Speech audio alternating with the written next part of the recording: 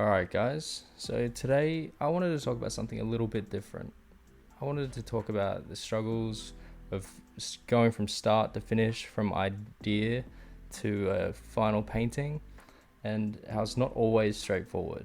In this one I had a very rough idea. I wanted to do some sort of old man necromancer, summoning some skeleton, and I had the rough idea, and you saw I even started with some reference. I was just going to take his eyes or some old man there, and then I just threw it away and started with something different, and it's already changed so many times in the course of this little time lapse we've got in the background.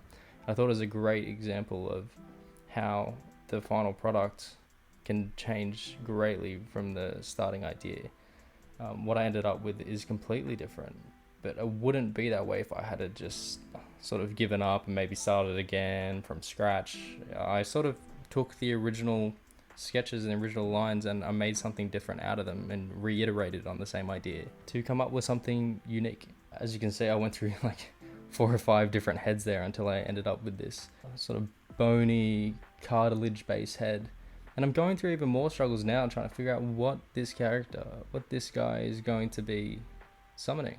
Bringing up different reference, trying different things just to stumble on something that works. And I guess that's what I'm trying to say, is it's not always going to be as soon as you put your pen to paper that the idea is fully flushed out. Often it takes a lot of back and forth and sort of soldiering through. If you're trying a bunch of different things, sometimes the idea is just not working and it's hard to force it, so just taking a different angle. And from what I started with to what you see me now starting to paint here, 2 very different images. But I'm very proud of this one. There's a lot of small changes that I made to make this character what it is. And I think there's a lot of unique storytelling happening along the way. He's become more powerful. Maybe he's not just a necromancer.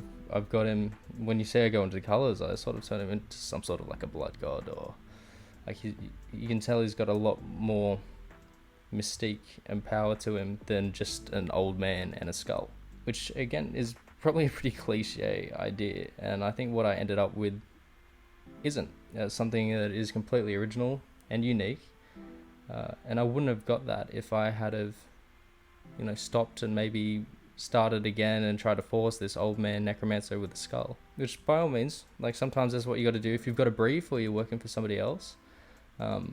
You've got to make these things work. But if you're just exploring what you can do in terms of art, or just being creative for the sake of being creative, it's good to give your mind's eye a bit more of a chance to sort of be loose with these things, especially if you're going to some sort of artist block.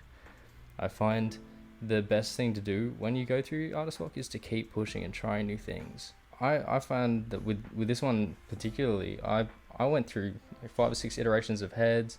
What he was actually summoning ended up with just bones, but I'm really proud of how they turned out. And even those little red particle effects, selling the story of him being a blood god, as that's what it transitioned to. Even in my head while I was doing it, I'm like, oh, this is not just a necromancer anymore. So I hope you got something out of this. Any questions, please let me know. And if you like this style of video, me just talking over some of my thought process of how I got to these finished pieces, I really appreciate a like, subscribe, and you can check out the Patreon if you want the HD download for this image, amongst a few others that I've done.